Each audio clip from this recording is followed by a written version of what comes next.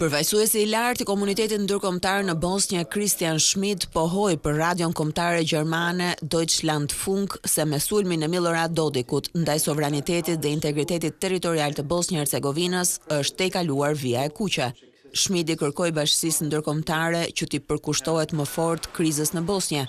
Këtë radhë sa kaq për herë të parë në mënyrë të drejtë për drejtë. Ai krahas Dodikut kritikoi edhe qeverinë serbe, së cilës, siç tha, duhet i tregohet qartë se ku i ka kufit.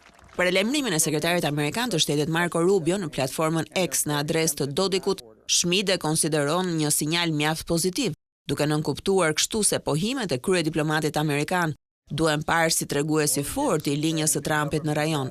Veprimet e presidentit Republikës Srpska Dodik minojnë institucionet e Bosnjë-Hercegovinës dhe kërcënojnë sigurinë dhe stabilitetin. Ne i bëjmë thirrje partnerëve në rajon të bashkohen me ne për të vepruar kundër këtij qëndrimi të rrezikshëm dhe destabilizues, shkroi ai. Vetë planet politike të presidentit Trump për Ballkanin Perëndimor sa kaq janë ende të panjohura. Ekonomikisht, si individ, ai është aktiv përmes kompanive të tij në Serbi dhe Shqipëri, kujtojnë mediat gjermane.